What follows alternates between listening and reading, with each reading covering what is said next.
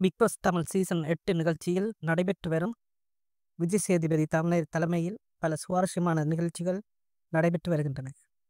அதில் இப்போது மணி டாஸ்க் அனைவரின் கவனத்தையும் ஈர்த்துள்ளது. பிக் பாஸ் வீடு 73 நாட்கள் கடந்துவிட்டது. 13 போட்டியாளர்கள் தான் இப்போது வீட்டில் உள்ளனர்.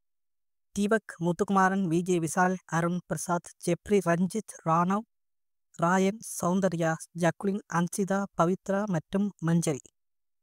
மணி டாஸ்க் என்னவென்றால், போட்டியாளர்கள் பணத்தொகையை எடுத்துக்கொண்டு போட்டியில் இருந்து வெளியேற வேண்டும். இதற்கு முன் கடந்த சீசன்களில் கவின், கெப்ரில்லா, அமுதவாணன், சிபி மற்றும் பூர்ணிமா ஆகியோர் பணப்பெட்டியோடு வெளியேறியவர்கள்.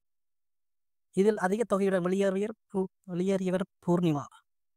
இந்த சீசனில் ஜெஃப்ரி தான் பணப்பெட்டியோடு வெளியேறப் போகிறார் என்ற தகவல்கள் வெளியாகியுள்ளது. சில வாரங்களாக ஜெஃப்ரியின் விளையாட்டு சற்று கலந்ததாகவும் அவருடைய பெயர் பாதிக்கப்பட்டதாகவும் கூறப்படுகிறது. இதனால் அவர் ரஞ்சித்திடம் மணி டாஸ்க் எப்போ வரும் என்று கேள்வி கேட்டார். அதற்கு 12 அல்லது 14வது வாரம் வரும் என பதில் கிடைத்தது. இப்போது ஜெஃப்ரி பணப்பெட்டியை எடுத்து வெளியேறலாம் என்ற முடிவில் இருப்பது பிக் பாஸ் ரசிகர்களிடம் பெரிய விவாதமாக மாறியுள்ளது. உண்மையில் ஜெஃப்ரி வெளியேறுவாரா அல்லது எதையாவது திருப்பமாக மாற்றுவாரா என்பதை பொறுத்திருந்து பார்க்க வேண்டும்.